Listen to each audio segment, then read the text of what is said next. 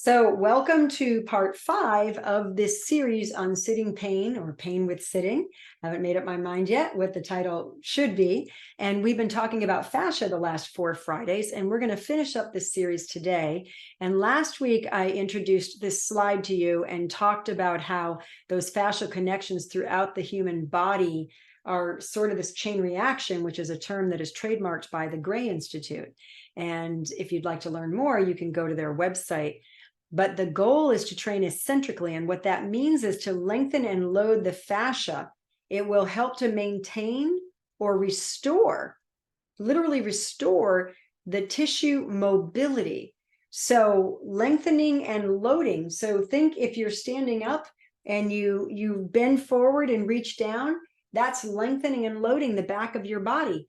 If you reach up overhead and bend backward, that's lengthening and loading the front of your body.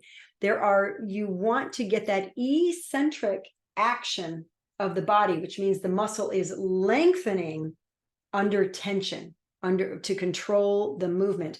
If I was holding a bag of groceries and I lowered it down very slowly onto the table, that's an eccentric control of my biceps to lower the bag with control under tension.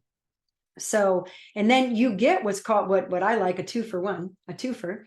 The same movements that lengthen and load the muscles have the same effect on the fascia. It will influence the fascia and stability. You lengthen and load the fascia, it will restore or improve the structural integrity, which means you'll be more stable. And then coordination. If you lengthen and load the fascia, you get that beautiful, the proprioceptors, which are the little nerve cells in there that tell your brain where you are. That will improve coordinated functional movement. And then you can do lots of different movements to work on the fascia. So it's a global approach. It's a movement approach to improving the health of your fascia. You want to be moving. And when you're sitting still for hours on end, that doesn't help. So you've got to get up. You've got to get up, set your phone to go off every 20 or 30 minutes, and get up off your chair. Just getting up will decompress the tissue. The fluid will rush in. Then you can sit back down. And if you're in a work environment where you can do some movement, stand up and do some back bends, do some chair squats, do some work. Really get some fluid moving in there. The way to get started is to quit talking and begin doing. That is huge, right? We want you to move, okay? So please get up off your chair, start moving.